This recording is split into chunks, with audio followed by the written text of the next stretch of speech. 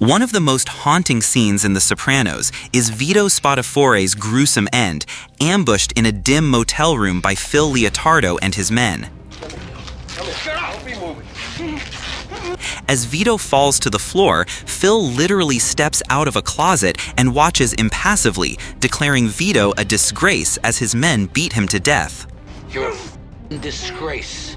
This climactic moment raises a burning question for fans. How did Phil Leotardo manage to track Vito down at that motel in the first place? To find the answer, we need to retrace the sequence of events that led to Vito's murder, analyzing the show's subtext, character dynamics, and plausible fan theories. Vito's outing as a gay man was more than a personal revelation.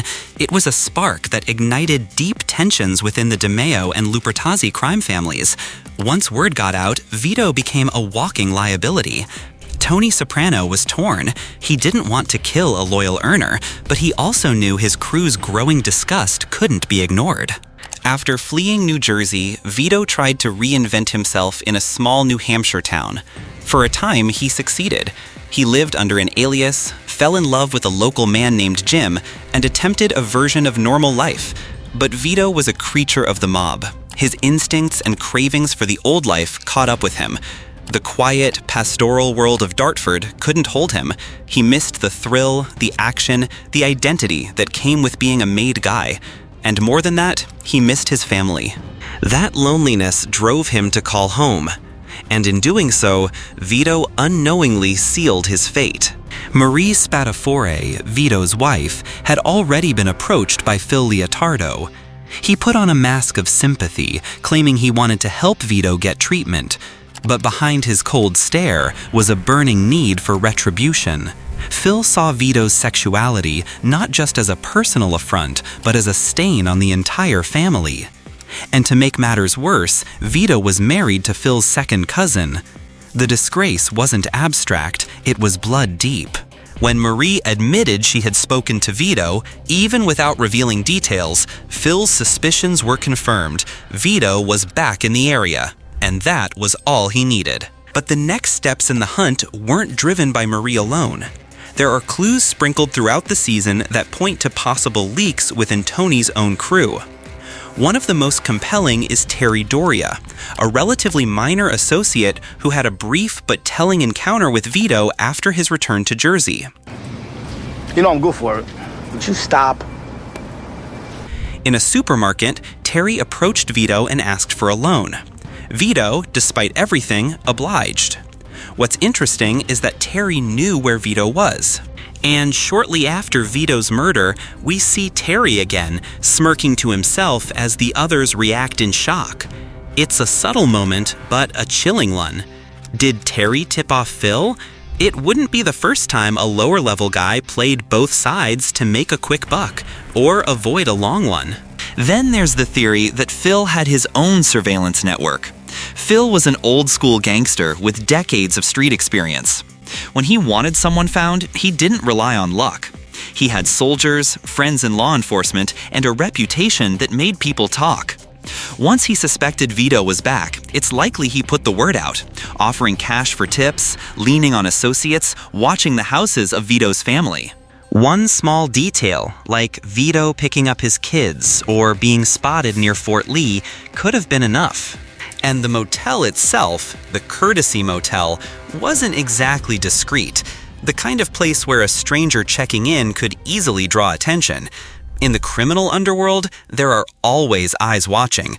All it might have taken was one hang-around guy seeing Vito grabbing a burger next door and calling it in. Or a clerk recognizing Vito's face and passing the info to someone who knew someone. In the mob, information is currency. And Vito, once a respected capo, had become a liability too expensive to keep around. Let's not forget the meeting Vito had with Tony just before his death. Vito pleaded for a second chance, offering to set up a lucrative new operation in Atlantic City. Tony seemed to consider it, but his crew wasn't having it. Silvio gave a cold, silent nod of dismissal. Paulie walked out of the room in disgust. Vito's fate was practically sealed in that moment. Tony ultimately agreed to have Carlo take care of the hit, but before Carlo could act, Phil moved faster. That same night, Vito checked into the motel, and that's where Phil struck. What followed was one of the most brutal murders in the series. Vito, unaware, returns to his room to find two of Phil's men lying in wait. They beat him, gag him, and then Phil steps out of the closet. It's a moment heavy with symbolism. The man most obsessed with suppressing anything seen as weak or other emerges from the very space he demonized, and then he watches, stone-faced, as Vito is bludgeoned to death.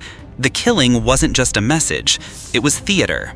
A final act in a tragedy that had been building for weeks. And the final insult? The pool cue. A grotesque, calculated defilement meant to erase Vito's identity, humiliate him in death, and ensure no one would ever forget who gave the order. Phil didn't just want Vito gone, he wanted him destroyed. Physically, psychologically, symbolically. What makes this even more chilling is that Phil didn't bother to cover his tracks. He wanted everyone to know. The next day, word spreads fast. Tony and his crew hear the news. Vito found dead. Motel room. Pool cue. The implication is clear. Phil did it. He doesn't deny it. And he doesn't apologize. He even attends Vito's wake, putting on a performance of grief, telling Marie that God moves in mysterious ways. But behind the condolences is a man satisfied with his work. Phil viewed himself not as a killer, but as a guardian of the old ways. So how did Phil really find Vito? Through a perfect storm of pride, persistence, and quiet betrayal. Through surveillance, subtle tips, and a network built on fear. Vito couldn't stay hidden forever. His need for connection, for family, for redemption, those were the breadcrumbs that led Phil right to him. And when Phil finally caught up, he didn't just kill a man, he sent a message to everyone. This is what happens when you break the code. The tragedy of Vito Spadafora isn't just that he died, it's that he thought he could come back. That he believed there was still a place for him in a world that had already decided he didn't belong. And in the end, the man who tried to live free died violently, at the hands of a man who couldn't accept that freedom and never would. Phil Leotardo didn't find Vito by chance. He found him because everyone, directly or indirectly, pointed him there. And when he stepped out of that closet, he wasn't just taking revenge. He was reminding the entire underworld that no one, not even family, is safe from judgment. Not when honor's on the line.